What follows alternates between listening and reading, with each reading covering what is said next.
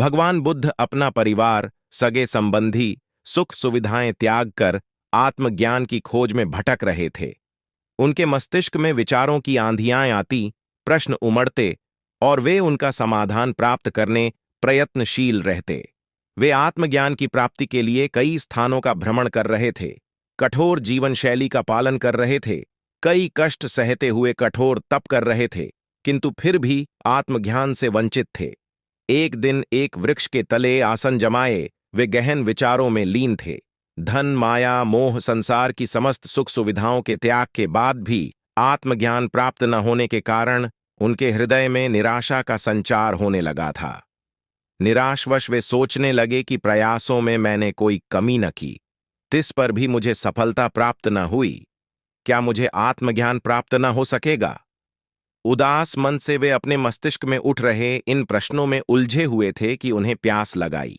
वे अपने आसन से उठे और पानी पीने सरोवर की ओर चल पड़े। वहां उन्होंने देखा कि एक छोटी सी गिलहरी मुंह में फल दबाए सरोवर के किनारे आई। अचानक उसके मुंह से फल छिटक कर सरोवर में गिर गया। फल सरोवर की गहराई में समाने लगा। गिलहरी तुरंत सरोवर में कूद पड़ी और उसके जल से अपने शरीर को भिगोकर बाहर आ गई।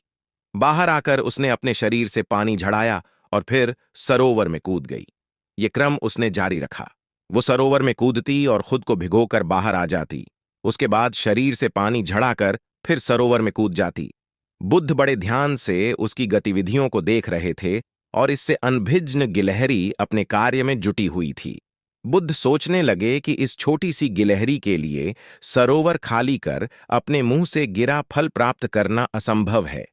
तिस पर भी ये बिना हिम्मत हारे पूरी आशा और लगन से अपना लक्ष्य प्राप्त करने में जुटी हुई हैं।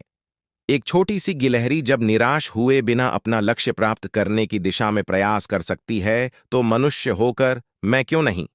मैं क्यों निराशा के भंवर में डूब रहा हूं?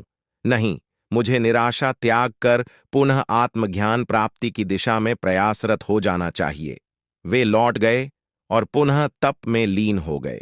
एक छोटी सी गिलहरी से सीख लेकर वे आत्मज्ञान प्राप्ति में जुट गए। एक दिन उन्हें आत्मज्ञान प्राप्त हो गया और वे बुद्ध कहलाए। दोस्तों, लक्ष्य कितना ही कठिन क्यों न हो, लक्ष्य प्राप्ति के मार्ग में कितनी ही बाधाएं क्यों न आ जाए, आप खुद को निराशा के भंवर में फंसा हुआ क्यों न पाएं, हिम्मत हारे बिना अनवरत प्रयास करते रहे, सफलता अवश्य प्राप्त होगी।